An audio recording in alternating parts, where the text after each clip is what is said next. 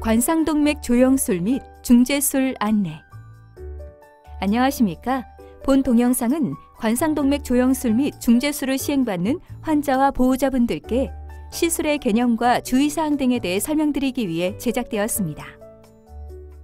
이어지는 내용을 참고하셔서 안전하고 효과적인 시술이 이루어질 수 있도록 협조해 주시기 바랍니다. 시술의 목적과 효과. 심장은 심근의 수축과 이완 운동에 의해 온몸으로 혈액을 순환시키는 펌프 역할을 담당합니다.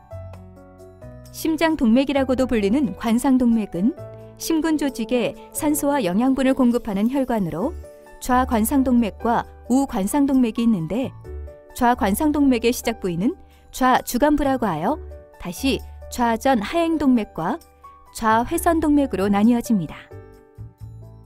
허혈성 심장질환이란 관상동맥이 좁아지거나 막히면서 심근의 혈류 공급에 장애가 발생하는 질환인데, 심근의 수요에 비해 심근의 혈류 공급이 일시적으로 부족해지면서 흉통이 나타나는 증상을 협심증이라고 하고, 관상동맥이 심하게 좁아지거나 혈전이 생성되면서 혈류 공급이 차단되고 그로 인해 심장 근육이 괴사되는 상태를 심근경색이라고 합니다.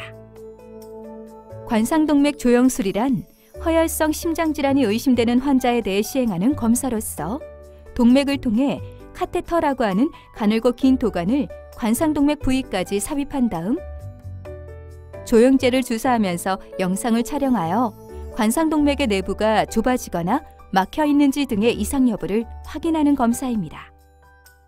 그리고 관상동맥 중재술이란 관상동맥 조영술을 통해 관상동맥이 막히거나 좁아진 것이 확인된 환자에 대해 풍선이 장착된 도관을 삽입하여 좁아진 부위를 확장시키고 필요시 혈관이 다시 좁아지지 않도록 특수하게 설계된 금속 그물망, 영어로는 스텐트를 삽입하는 등의 치료적 시술을 말합니다. 관상동맥 중재술은 협심증 환자의 증상을 완화시켜 삶의 질을 개선시키고 심장 기능의 악화를 예방할 수 있으며, 급성 심근경색증 환자에서는 심근 손상을 줄이고 사망률을 낮출 수 있습니다. 하지만 협착이 너무 심하거나 좁아진 부위가 너무 많은 경우에는 스텐트 삽입으로 치료가 어려울 수 있는데, 이러한 경우에는 가슴을 여는 개융 수술을 통해 좁아진 혈관을 우회시켜주는 관상동맥 우회로술을 고려해야 합니다. 시술 과정. 시술을 위해서는 사전에 금식이 필요합니다. 관상동맥 조영술에 소요되는 시간은 30분 정도이며, 관상동맥 중재술까지 시행할 경우에는 1시간 정도가 추가로 소요되는데, 이것은 시술 준비 시간을 제외한 시간이며 환자의 상태나 시술의 종류에 따라서는 더 오랜 시간이 걸릴 수도 있습니다. 시술은 손목 부위의 요골동맥이나 사타구니 부위의 대퇴동맥을 통해 이루어지는데, 어느 혈관을 사용할지는 각 혈관의 상태나 중재 시술의 시행 여부 등을 고려하여 결정됩니다. 시술 부위가 결정되면 해당 부위를 소독하고 소독포를 덮은 다음 국소 마취를 시행합니다. 의료진은 주사 바늘로 동맥을 천자하고 안내용 철선과 혈관초를 삽입한 다음 철선을 따라 도관을 삽입하여 관상동맥 입구에 위치시킵니다. 이어서 도관을 통해 조영제를 주입하면서 X선 투시 영상을 촬영하는데, 조영제는 X선을 통과시키지 않는 특성이 있기 때문에 관상동맥이 좁아지거나 막힌 부위를 영상으로 확인할 수 있습니다. 관상동맥 조영술을 통해 좁아진 부위가 확인되면 의료진들은 내과적 약물치료와 관상동맥 중재술 또는 흉부외과적 관상동맥 우회로술 중에서 어떤 방식을 적용할지 선택합니다.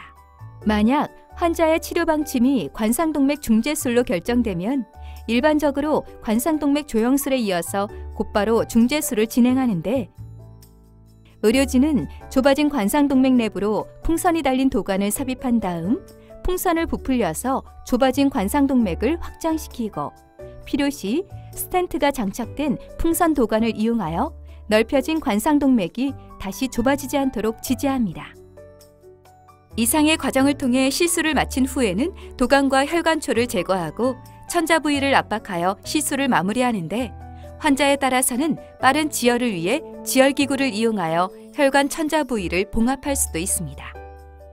한편 조영술 이후 구체적 치료 방침을 결정하기 위해 토의가 필요하거나 복잡한 시술 혹은 기구의 사용이 예정된 경우, 신기능 보호를 위해 조영제 사용을 2번으로 나눌 필요가 있는 경우, 환자의 전신 상태를 고려할 때 중재술을 미루는 것이 유리하다고 판단되는 경우 등은 일단 관상동맥 조영술만 시행하고 시술을 마친 다음 중재술은 며칠 미루었다가 시행할 수도 있습니다. 시술 후 주의사항. 시술 후에는 혈관 천자 부위가 충분히 지혈될 수 있도록 의료진이 안내해드린 시간 동안 안정을 취해야 합니다. 손목 부위 요골동맥을 통해 시술이 이루어진 경우에는 압박 도중에도 거동이 가능하지만 사타구니 부위에 대퇴동맥을 통해 시술이 이루어진 경우에는 수시간 동안 침대에 누워 있어야 하는데 누워있는 시간은 의료진의 결정에 따라주셔야 합니다. 한편 시술 부위에서 출혈이 발생하거나 흉통, 호흡곤란, 어지럼증 등이 나타나는 경우에는 즉시 의료진에게 말씀하여 주십시오. 시술의 합병증과 부작용. 국소적 합병증. 혈관을 천자한 부위에 통증이나 감염, 멍이나 혈종 등이 발생할 수 있으나 대부분 시간이 지나면서 호전됩니다. 드물지만 동맥이 꽈리처럼 늘어나는 동맥류나 동맥과 정맥이 연결되는 동정맥류 등이 발생할 수 있는데 심한 경우에는 수술이 필요할 수 있습니다. 천자 부위 출혈이 지속되어 누출되는 혈액이 후복강으로 들어가게 되면 대량의 출혈이 발생할 수 있는데 이러한 경우에는 혈압이 떨어지고 생명이 위중해지는 쇼크 상태가 발생할 수 있으며 지혈을 위한 시술이나 수술적 치료가 필요할 수 있습니다. 그리고 대량 출혈로 인해 수혈을 시행하는 경우에는 감염이나 면역성 합병증 등 다양한 수혈 관련 합병증이 발생할 수 있습니다. 혈관 및 심장 손상. 시술 과정이나 시술 이후에 대동맥벽이 손상되면 대동맥 파열이나 대동맥 박리가 일어날 수 있고, 관상동맥이나 심장벽이 손상되면 심장을 싸고 있는 심장막 내부에 혈액이 고이면서 심장을 압박하는 심장막 압전이 발생할 수 있는데 이러한 경우에는 응급 심낭천자술이나 수술이 필요합니다. 드물게는 시술에 사용하는 가느다란 철선이나 풍선, 스텐트 등의 일부가 끊어지면서 관상동맥 내에 남겨져서 문제를 일으킬 수 있는데 이에 대한 제거가 어려운 경우에는 개융 수술이 필요할 수 있습니다. 심혈관계 합병증 및 색전증. 시술 과정이나 시술 이후에 관상동맥 내부가 막힐 경우 심근경색증이 발생할 수 있으며 이러한 경우에는 응급 관상동맥 우회술이나 색전 제거술 등 응급수술이 필요할 수 있습니다. 그리고 혈관 내부에 죽상 경화반이나 혈전 등이 떨어져 나가 다른 부위의 혈관을 막는 색전증이 발생하면 뇌졸중이나 해당 부위의 경색이 초래될 수 있습니다. 부정맥, 심부전, 쇼크. 심장박동은 동결절에서 시작된 규칙적 전기 신호가 심장의 전도계를 따라 전달되면서 일어나는데 시술 과정이나 시술 후에 심장박동이 불규칙해지는 부정맥이 발생할 수 있습니다. 그리고 환자에 따라서는 심장의 펌프 기능이 약화되면서 심부전이나 쇼크, 심정지 등이 나타날 수 있는데 이처럼 시술 과정이나 시술 후 발생하는 심각한 합병증으로 인해 후유증이 남거나 환자가 사망할 수도 있습니다. 시술 실패, 스텐트 내 혈전증 및 재협착.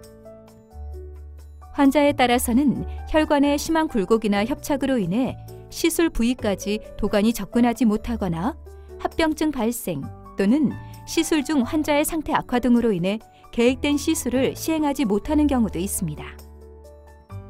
삽입된 스텐트는 금속으로 된 이물질이기 때문에 스텐트 내부에 혈전이 고여 막히려는 성질을 갖게 됩니다. 그러므로 시술 후에는 의사가 처방한 대로 항열 소판제를 꾸준히 복용하는 것이 무엇보다 중요합니다. 외래 추적 기간 동안 수개월 혹은 수년에 걸쳐 시술 부위가 다시 좁아지는 재협착이나 다른 부위의 관상동맥이 좁아지는 현상이 발생할 수 있는데 이러한 경우에는 관상동맥 중재술을 재차 시행하거나 개융술을 통한 관상동맥 우회술로 시행해야 합니다. 조영제 관련 합병증. 시술 과정에서 주요 혈관의 위치와 형태를 확인하기 위해 조영제라는 약물을 사용하는데 일부 환자에서는 조영제에 대한 과민 반응이 나타날 수 있습니다. 대부분의 경우에는 가려움이나 두드러기, 안면 홍조나 화끈거림, 구토 등 비교적 가벼운 과민 반응이 나타났다가 사라지지만 극히 드물게는 호흡곤란이나 저혈압, 쇼크, 사망 등 심각한 부작용이 발생하기도 합니다. 그리고 당뇨병이 있거나 신장 기능이 저하된 환자의 경우에는 조영제로 인해 신장 기능이 악화되면서 혈액투석이나 복막투석을 필요로 할 수 있는데 대부분의 경우에는 시간이 지나면서 신장 기능이 회복되지만 환자에 따라서는 영구적으로 신장 기능이 저하되는 경우도 있습니다.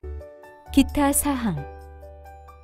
시술 과정에서 혈관 내 영상검사를 시행하거나 동맥 천자 부위의 빠른 지혈을 돕기 위해 혈관 폐쇄기기를 사용하기도 하는데 일부 영상검사나 지혈기구 등은 의료보험이 적용되지 않거나 부분적으로만 지원되기 때문에 이에 대한 본인 부담금이 발생할 수 있습니다.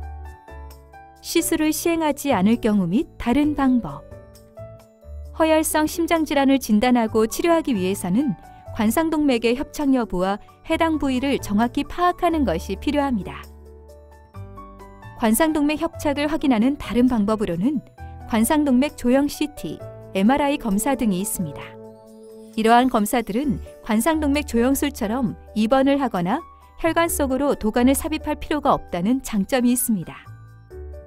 하지만 관상동맥 조형술에 비해 정확도가 떨어지고 병변이 발견되어 중재술을 시행받게 될 경우 결국에는 관상동맥 조형술을 시행해야 한다는 단점이 있습니다. 그리고 관상동맥 중재술을 대신하는 방법으로는 개융술을 통해 좁아진 관상동맥을 우회시키는 관상동맥 우회로술이 있습니다. 하지만 이 경우에는 전신마취와 개융수술에 대한 부담이 있기 때문에 의료진들은 각각의 장단점과 환자의 상태를 종합적으로 판단하여 최선의 방법을 권해드리고 있습니다. 지금까지 관상동맥 조형술 및 중재술에 대해 설명드렸습니다. 감사합니다.